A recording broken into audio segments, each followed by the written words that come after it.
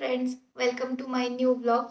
तर हा ब्लॉग थोडा इन्फॉर्मेटिव्ह होणार आहे की आतापर्यंत तुम्हाला माहीत झालं असेल की मी वर्क फ्रॉम होम करते आणि वर्क फ्रॉम होम करताना मला इलेक्ट्रिसिटीचा खूप नाही पण थोडासा प्रॉब्लेम होत होता की मध्येच लाईट जायची आणि मी काम करत असताना जर ते काम सेव्ह नसेल केलं तर ते कामही जात होतं. आणि जेव्हा लाईट रिटर्न येईल तेव्हा माझी सिस्टीम खूप म्हणजे खूप असं हँग होत होती, लोड घेत होती ओपन व्हायला. आणि त्याच्यानंतर कधी-कधी लाईट गेल्यावरती सिस्टीमसुद्धा क्रॅश होऊ शकते ह्या सगळ्या गोष्टींमध्ये. आणि नंतर मग मला खूपच इरिटेट व्हायला लागलं होतं की लाईट जायची. मग त्याच्यावरती काहीतरी ऑप्शन पाहिजे म्हणून मग मला ऑलरेडी ऑफिसमधल्या सरांनी वगैरे सांगितलं होतं. मग नंतर मी राहुलशी बोलले, त्याने थोडंसं बघितलं. मग त्याने एक बेस्ट ऑप्शन काढला ह्याच्यावरती आणि मग त्याने माझ्यासाठी एक UPS घेतला. APC बाय शेंडलरचा आहे हा UPS.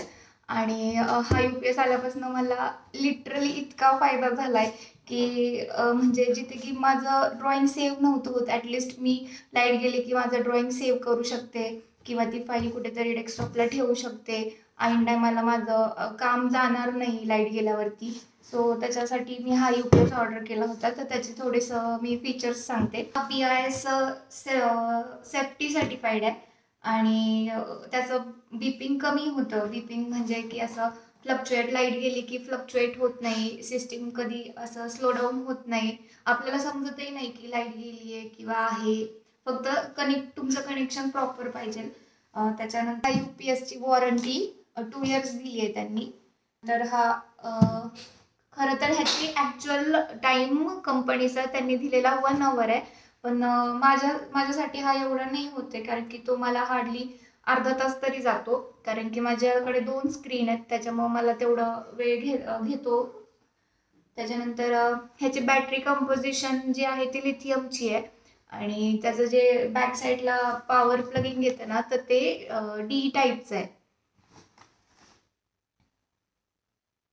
सो मला ओव्हरऑल इट्स गुड.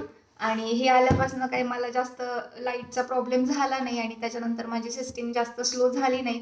त्याच्यामुळं हा एक चांगला माझ्यासाठी फायद्याचं ठरलं की मी हा UPS घेऊन त्याच्यात एक इन्व्हेस्टमेंट केली.